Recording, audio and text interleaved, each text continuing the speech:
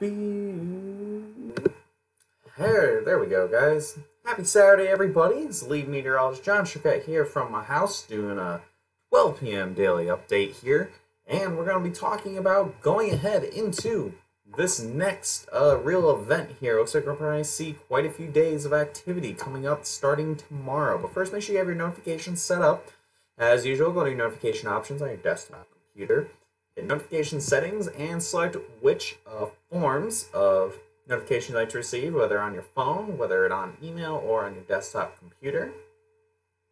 And you can select the regions wanting to be selected to be notified for, such as Dallas. I see somebody asking about Dallas there, and the whole state of Texas maybe, or even the whole country.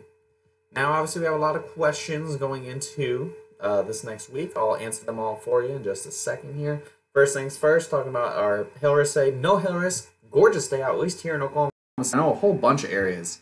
I know after I do this video, I'm going to take advantage of the nice Saturday and the quiet weather, and I hope a lot of you guys do too. Finally, you're getting a weekend day where it's nice out. But looking forward, we have a lot of activity expected to start, starting with tomorrow and then pushing forward through the remainder of this 5-day and even beyond that. And so first things first, we're going to talk about Sunday. We have a risk for hail extending pretty much from Mexico border with along the Rio Grande, the Big Bend of Texas, all the way up into North Dakota. Now this area, I think it's going to only be a couple storms, so I have 5% chance. I think the moisture isn't there enough for really big hail, so I say about 2-inch hail. And this is for tomorrow. And storms will be fairly isolated as well, probably only a couple storms firing up and down this area. But hey, it's a risk for tomorrow, albeit a small one. It's going to really be kind of a taste of what we're going to be expecting for the rest of the week. Tuesday, a much better risk for storms. I think it'll still be isolated, and I think it'll still be, not Tuesday, Monday, I mean. Still going to be isolated, but it's another very large risk. I think there'll be a little bit more numerous storms than what's going to be tomorrow, and I also think the hail chance is a lot bigger, so it's a baseball-sized hail will be possible with this. I have 15% right now just due to some uncertainty about capping issues in certain areas and just how many storms are really going to form. Tuesday, however, I have a lot more confidence. I have a pretty small area right now. There's a wide array of areas possible. I think we could see a much larger risk area going to Tuesday, but right now I just have the most confident area. Places like Kansas City, Omaha, even possibly towards Des Moines, and then down into northwestern Oklahoma. I think Tuesday, it's going to be, the dry line will be far enough west for Oklahoma City not to see anything. Places like Woodward, maybe even possibly Enid, could see some storms. Big focus on Kansas, especially like Wichita and Kansas City, and again, Omaha, all those areas there. Very large hail will be possible to baseball-sized hail with this. 20% chance. Also, tornadoes will be a risk as well. Every single one of these days, I'm expecting isolated storms, so supercells, no squall lines with this one, especially Wednesday. Wednesday is probably the big ticket item day. Gonna really put the focus in on here. I have hail up to baseball size. I bet we could see some softball size hail out on Wednesday. There's going to be a lot of instability in the air. I'm very confident already. 35% 5 days out is a high confidence forecast for how far away that is, especially with something like this. Every single model run that comes in looks better and looks more potent and volatile for especially Oklahoma and Kansas. I think Wednesday, Oklahoma City, Wichita, Kansas City again, possibly getting down into Texas, depending on if the cap can break down by Abilene. And Dallas, I have you just barely in there. I think Wednesday, things might just stay either too far to your north or too far to your west for Wednesday to be a big issue. Again, things are going to change. Right now, that's what I'm leaning on right now because I know some of you guys asked about Dallas. Further north, I think the warm front's going to fire some storms off as well, so it could be a very busy day outside of just the potent storms. Or anywhere here in my significant area could see big-time tornadoes as well. But like Chicago could get your first storm of the year. Possibly you could get storms again in Kansas City, Omaha. A lot of Iowa could see storms. Drew asks, when's Richmond, Virginia getting hit?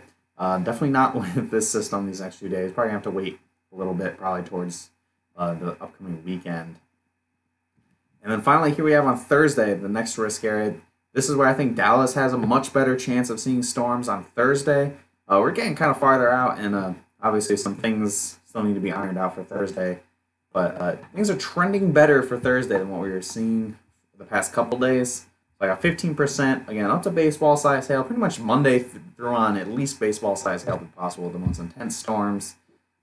Oklahoma City, the dry line's going to be very, very close to Oklahoma City, which raises a couple concerns for me for Thursday, especially depending on how Wednesday plays out.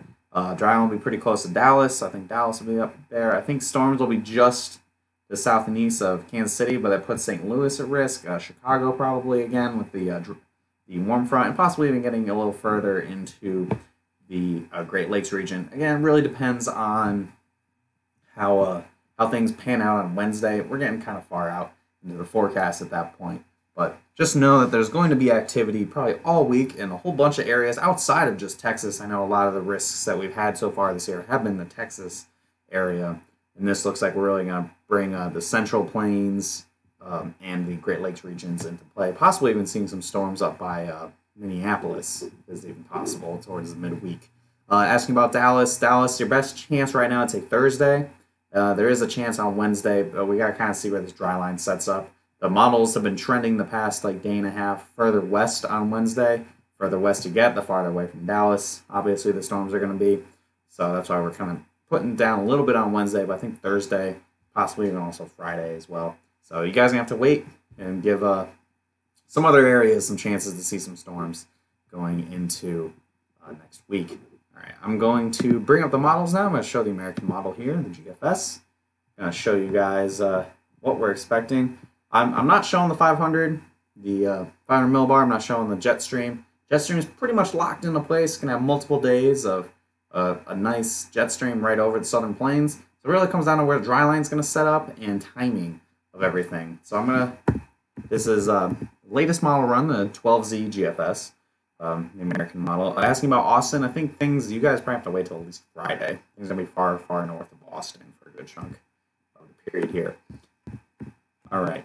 I'm going to push forward here. So this is tomorrow evening. So you see there's not a ton of moisture in place, but this is pretty far into high elevation, so it'll probably be just enough to get some storms across, again, pretty rural areas on Sunday.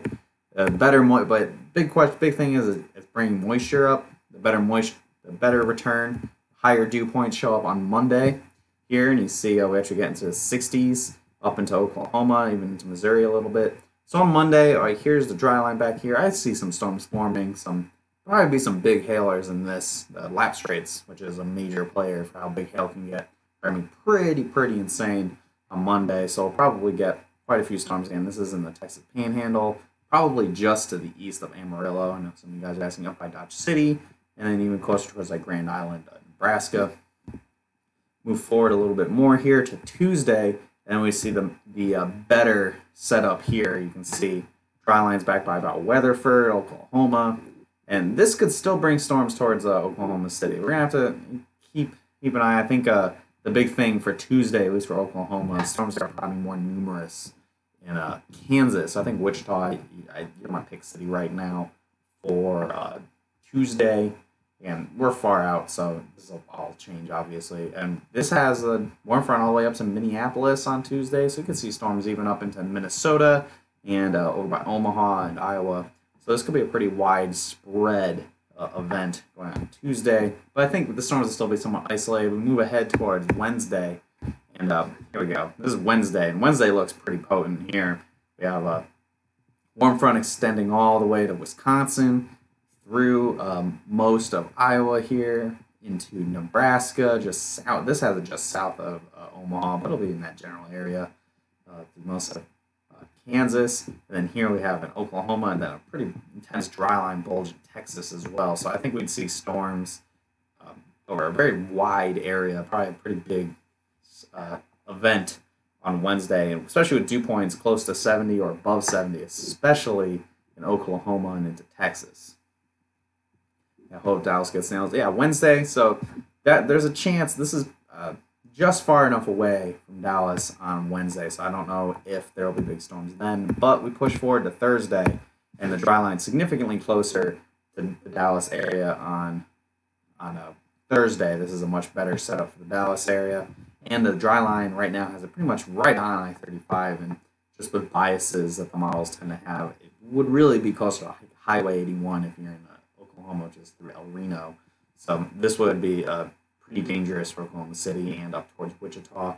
It has that warm front going up into Kansas City and into Iowa as well. And if you're noticing I'm looking off to the side over here, it's because my other computer screen is just off view of the camera. So that's what we're looking at for Thursday. And we can push forward a little bit more, and we can look into Friday a little bit. Things get kind of messy. Obviously, we're getting a lot further out. We can see this can bring the storm chances a lot further south towards like Austin and San Antonio, even closer towards Houston and into Arkansas, and pushing further east as well. And then beyond that, things kind of turn into a mess after that. So it's kind of hard to really get a good view, but you can see it would go beyond this and for this event, which will give us a few days of quiet. But as the models keep going, as we keep getting a little bit closer to this event, the extent of the ridge in the west that would kill severe weather seems to be less intense and less long lasting. So I think we'll have a much shorter quiet period. You can even see here, the next system's kicking out not too long after this first event. So there'll be a little bit of a break, but it'll only be a couple days, I think. It'll be a lot shorter of a break than what the models are trying to depict. I'll show you guys. Let's just do supercell composite. That's easy enough for you guys to see where the best instability is going to be going the next few days. It's going to kind of reflect what our forecast has quite a bit here. Moving forward, here's Sunday, and a little bit of supercell possibility there. Monday, you can see that narrow strip, but that narrow strip's been pretty potent. Move forward to Tuesday here, and you see things are getting closer to Oklahoma City. And on Wednesday, things look very good across Oklahoma and into Texas. And then on Thursday, we have here going right down I-35. And then beyond that, things quieting down. So that's what we're looking at the next few days. Gonna be a whole lot to talk about. And on Monday, don't forget, we also have our updated hail forecast for the whole season, and presented by Hail 911. So we'll have that along with obviously a forecast for the day and for the whole week. So it's gonna be a longer video on Monday, and then we'll have a video again tomorrow, since we do have that risk tomorrow for Sunday, and then pushing forward. Just gonna keep updating you guys as the models are we're getting closer to the NAM, the higher resolution model, getting into range to actually see these events. So that is something that we will obviously delve into a little bit more as well. And here's that 5-day again. Any questions you guys have, feel free to shoot them my way. I saw somebody asking about Denver a little while ago, about Colorado. Typically, Colorado doesn't really turn on until about May, and you guys are unique in the sense that it doesn't really take some big system kicking out like how it is this week for you to get hail. The major lift mechanism, the triggering mechanism for storms is the Rocky Mountains, so you just need the winds blowing in your general direction, basically towards the mountains for you to get storms. That typically doesn't start till about May, so you guys have a chance of seeing storms from probably early May through about July or August. So your season's just about to begin, so don't freak out too much if you haven't seen anything yet. Michael asks, can you do a model for Canada this year? Are you asking about just showing the computer models or just my forecast? Because I do have, now that our forecast extends into July, that we're doing on Monday, I do have a bit that goes a little bit into Canada as well, since Canada's storm season doesn't really turn on until summertime anyway.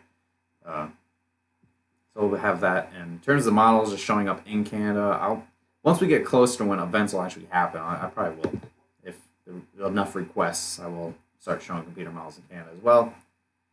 Predictions, I'll have that for you guys on Monday. All right, so make sure you follow us on Facebook, especially if you are interested in seeing how the rest of 2018's hail forecast is, a revised forecast after the unfortunate sudden events that caused the first half of the spring to be pretty quiet. So we've made revisions to our forecast. So make sure you follow us and you hit see first so you don't miss that. And even if you miss our push notification and you open your Facebook newsfeed, it'll pop up right at the top of your newsfeed so you don't miss anything. And any further comments, questions, or concerns you may have, feel free to leave comments on this video below. And if we don't get to them, you can give us a call at 855-334-4245. That includes any comments or questions about just our service, about the weather, if you have hail report requests, anything like that. Give us a call there. Email us info@hailtrace.com or go on hailtrace.com and go on. You can click on intercom. It's this little icon lower right hand corner of your screen. It's going to be down right around here, and you click on that and it'll shoot out a message to everybody in the staff. And that's especially on weekends or late in the evening when we're not at the office. That's probably the easiest way to get a hold of us. So with that, I'm going to wrap things up, guys. I'm going to enjoy this nice Saturday, get some yard work done, and do some chores and enjoy the beautiful weather. Hope you guys do too. I'll see you again tomorrow at noon, and for the remainder of the week as well. So have a great rest of your Saturday, guys. I'll see you again tomorrow at 12 p.m.